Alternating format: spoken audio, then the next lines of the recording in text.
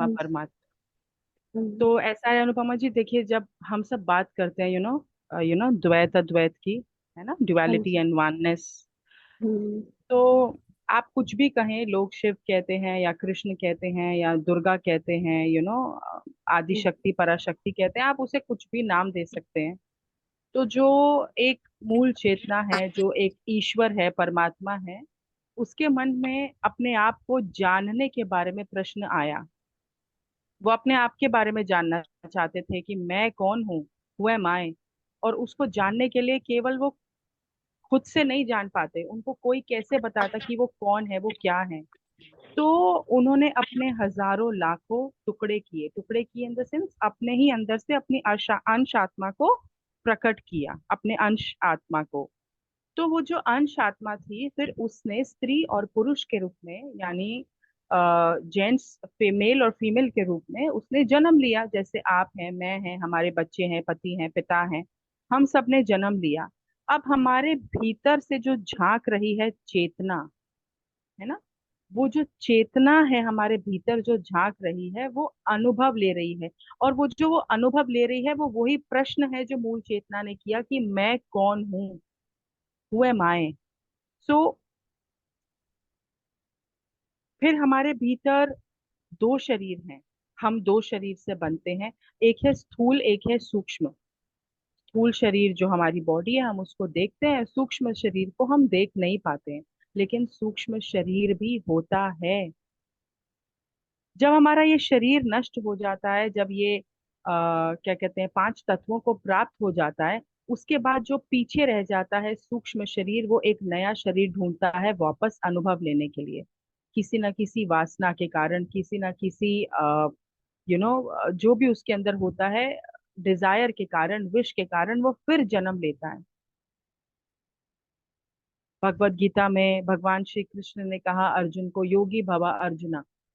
पिता महापत्री सर सबको बोलते हैं ध्यान करो, योगी बनो। तो जब एक सूक्ष्म शरीर जो है, जो हमको नहीं दिखता है, और एक स्थूल शरीर जो हमको दिखता है, जब ये भी ना रह जाए, तब परमात्मा की बात आती है। भाई मैं एज अ सुप्रिया, ये मेरा एक स्थूल शरीर है। इस स्थूल शरीर के जरिए मैं अनुभव ले रही हूँ, माँ बनने का अनुभव, बहन बनने का अनुभव, पत्नी बनने का अनुभव, काम का, क्रोध का, वात्सल्य का, हर चीज का मैं अनुभव ले रही हूँ। जेलेसी क्या होती है, हाँ, भूख लगना क्या होता है, प्यास लगना क्या होता है, पीड़ा क्या होती है, सिर में दर्द क्या होता है, X Y Z, I am taking the अनुभव। लेकिन जब मैं नहीं रहूंगी और मेरे से जो अलग हो जाएगा, मेरा सूक्ष्म शरीर जो मेरे से अलग हो जाएगा, उसके अंदर भी कोई ना कोई भाव, इमोशंस, वाइब्रेशंस, फ्रिक्वेंसी रहेगी। तो जब हम ध्यान करते हैं, जब हम ध्यान में आंखें बंद करते हैं, तो हम उस सूक्ष्म शरीर को देखते हैं। परमात्मा को देखने की शक्ति अब भी नहीं है हम में। हम जब आंखें बंद करते हैं तो हम उस सूक्ष्म शरीर को देखते हैं। वो सूक्ष्म शरीर इस स्थूल शरीर में रह के अनुभव ले रहा है, ज्ञान ले रहा है, विजडम ले रहा है, देख रहा है, सीख रहा है, क्या दुनिया, क्या पेड़, क्या पौधे, सब कुछ ले रहा है। फिर जब वो सूक्ष्म शरीर के भीतर भी कुछ नहीं रह जाएगा, जिसे अक्सर हम कहते हैं ना, इनर चाइल्ड हीलिंग करो, पास्ट लाइफ हीलिंग करो, पुराना डिलीट करो, पुराना भुला दो। जैसे अनुपमा जी, आप हमेशा कहते हो सबको कि प्योरिटी, जब तक बिल्कुल प्योरिटी नहीं आ जाएगी, तब तक आप समझना परमात्मा नहीं बने, आप ये कहते हो। सो वो जो प्योरिटी बनने की जो हमारी यात्रा है, किसकी यात्रा? स्थूल शरीर की नहीं। स्थूल शरीर तो बदलता रहेगा, आज सुप्रिया है, कल रोहित हो जाएगा, परसों अरुण हो जाएगा, तरसों सीमा हो जाएगा। लेकिन जो मेरे भीतर स्थूल सूक्ष्म शरीर है ना, जिसे हम कॉजल कॉजल बॉडी कहते हैं, तो जब ये भी इतनी ऊपर उठ जाएगा कि अब कोई अनुभव नहीं, अब कोई वासना नहीं, अब कोई पीड़ा नहीं, कुछ नहीं, तब वो परमात्मा स्वयं बन जाएगा। It is like a point A से पॉइंट बी तक की यात्रा। आप पॉइंट एक पे एक सूक्ष्म शरीर है, उस सूक्ष्म शरीर का नाम अनुपमा हो सकता है, ज्योति हो सकता है, सुप्रिया, किरण, प्रीति, अनीता, कमल, कुछ भी हो सकता है ना। पॉइंट बी इज परमात्मा। तो ए टू बी की जो हमारी यात्रा है, विद दिस सूक्ष्म एंड स्थूल शरीर, आत्मा से परमात्मा बनने की यात्रा है। हमने किसी में विलीन नहीं होना है, हमने उस अनंत में जाके जब हम मिल जाते हैं, तब हम खुद ही स्वयं परमात्मा हो जाते हैं। रामकृष्ण परमहंस के बारे में आप सबने सुना होगा, है ना, जो बहुत काली माता के साधक थे, बहुत ध्यान करते थे। तो रामकृष्ण परमहंस कितने बड़े ध्यानी थे, कितना उन्होंने एनलाइटनमेंट को पाया, है ना।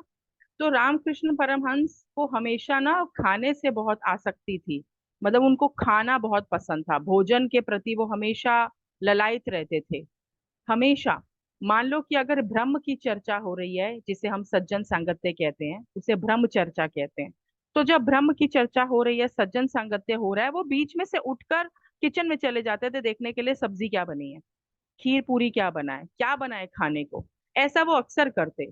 तो उनकी पत्नी, उनके शिष्य उनको टोकते कि आप ऐसा क्यों करते हो, ब्रह्म चर्चा हो रही है, आरती हो रही है, सब हो रहा है, आप उठ के भोजन देखने के लिए किचन में चले जाते हो, आप क्यों करते हो आप ऐसा। अच्छा नहीं लगता, लोग क्या सोचेंगे आपके बारे में, निंदा करेंगे, बातें बनाएंगे कि इतना बड़ा ग्रेट मास्टर ऐसा भोजन के लिए भाग पड़ता है, उसका जीभ पे, जिह्वा पे कोई कंट्रोल नहीं। तो वो हमेशा हंस के चुप कर जाते थे। ऐसा कई बार हुआ।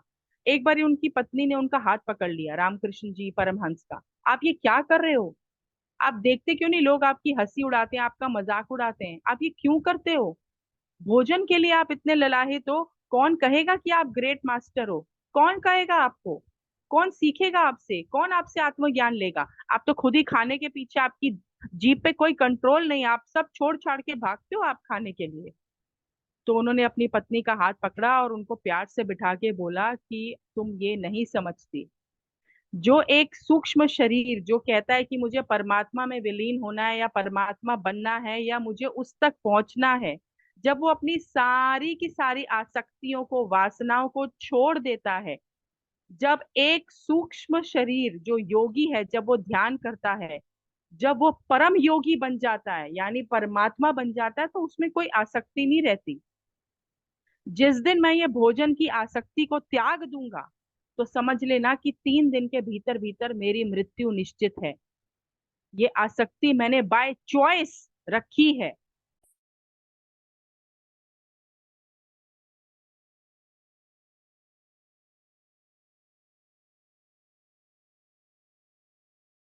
इसलिए मैंने इस आसक्ति को बॉय बाय चॉइस चुना है।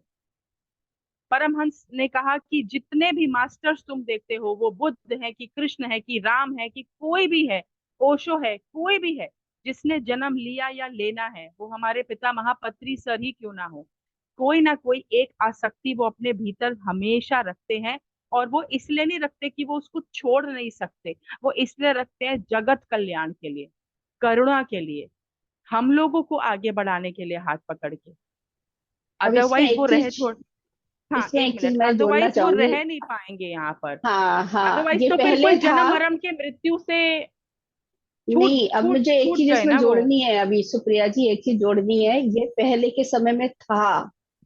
अब वो पृथ्वी की ऊर्जा इतनी हाई हो गई है कि अब अगर आसक्ति नहीं रहेगी तो भी हम यहाँ पर रह सकते हैं, हम्म। बिना लेकिन अटैचमेंट मेरे के कहने भी का हम मतलब यहाँ है पर कि टिक सकते हैं। हाँ, वो राइट। पहले था। पहले पर था क्योंकि मैंने पृथ्वी जो की ऊर्जा समझा नहीं है, थी वो। हाँ, मैं राइट। इसलिए जोड़ रही हूँ, फिर वो ध्यान से निकल जाएगा, वो इम्पोर्टेंट है। नहीं तो लोग शक्ति को बहुत अच्छा समझ कर पकड़ के रखेंगे, इसलिए मैं बोल रही हूँ। इसलिए ये इम्पोर्टेंट है जानना, हम सबको जानना कि अब वो पहले वो ऊर्जा नहीं थी पृथ्वी की, तो वो अटैचमेंट को एक को चूज करके पकड़ के रखना पड़ता था, ताकि हम पर आप ये समझो, वो उसका मतलब क्या हुआ, रस्सी से बांधना, पृथ्वी पर आप टिके नहीं रहोगे, आप उड़ जाओगे यहाँ से। तो क्या करना है, अपने आप को बांध के रखना है पृथ्वी पर, तो उसके लिए एक अटैचमेंट वाली ये वाली चीज थी। लेकिन आज के समय में ऐसा नहीं है, ऊर्जा बढ़ चुकी है। तो अगर कोई आसक्ति है भी नहीं तो भी हम रुक सकते हैं, क्योंकि पृथ्वी की ऊर्जा बढ़ गई है। ये सभी हम मास्टर्स रुक को सकते हैं, पता लेकिन होना जो चाहिए। बात थी कि आत्मा परमात्मा होना, हम्म, इट मीन्स कि जो पॉइंट ए से बी की जो हमारी यात्रा है, जब हमारे हम्म, भीतर कुछ नहीं रह जाएगा, विच यू कॉल प्योरिटी, तब हम इस अनंत विलीनता में, इस अनंत चेतना में, जिसे हम कुछ भी आप नाम दीजिए, चेतना, ऊर्जा, सोर्स, ब्रह्म, हम वही उसी में ही चले जाएंगे। तभी तो कहते हैं व्हाई पीपल से मोक्ष, अब आना नहीं है वापस, अब आना नहीं है। आना ना आना इज बाय चॉइस। लेकिन वो प्योरिटी तक पहुंचना is you have to go through from point A till B. और हम सब जा रहे हैं उसको ही मतलब वही यात्रा पे हम सब हैं, everybody, each one of us. बस इतना ही शेयर करना था। Thank you. Thank you, thank you. हाँ जी, आपने अच्छा, बहुत अच्छे से डिटेल में हमें हमारे साथ ये बात शेयर की। ये बात सही है, आत्मा से परमात्मा तक की यात्रा का मतलब ही वही है, अपने आप को जानना। जब हम पूरी तरीके से अपने आप को जाएंगे, अपने आप जो बताया ना, प्योरिटी वाली सारी चीजें, दिव्यता वाली सारी चीजें अपने अंदर ले आएंगे, जो परमात्मा हम जिन्हें कहते हैं, वो परमात्मा के जो गुण है वो अपना लेंगे, अनुभव करते करते करते, यही तो सीख रहे हैं। तो वही वो बोल रहे हैं ना कि बी से लेके ए तक की यात्रा है, वो ए पर कौन है, परमात्मा, वहां तक ही हम पहुंच रहे हैं। वो हम सोचते कोई और है, कोई और थोड़ी ना है। आत्म अब हम ही तो हैं, यहाँ पर भी बी पर भी तो हम ही है, ए पर भी हम ही है। यहाँ से चलकर यहाँ तक के, जैसे क्लास 1 की पढ़ाई, 2 की पढ़ाई, 3 की पढ़ाई, ऐसे करते करते जब हम यहाँ पर पूरी पढ़ाई करके यहाँ पहुंच गए, तो क्या बदल जाएंगे, कोई और बन जाएंगे? क्या हुआ, सिर्फ गुण ही तो आ जाएंगे हाई वाली, या नॉलेज ही तो आ जाएगी हाई वाली, और क्या होगा? है ना? तो वही है, कोई और थोड़ी ना है वहां पर, हम ही तो है, इसलिए बोला जाता है। ठीक है, बहुत अच्छे से आपने क्लियर किया ये सब।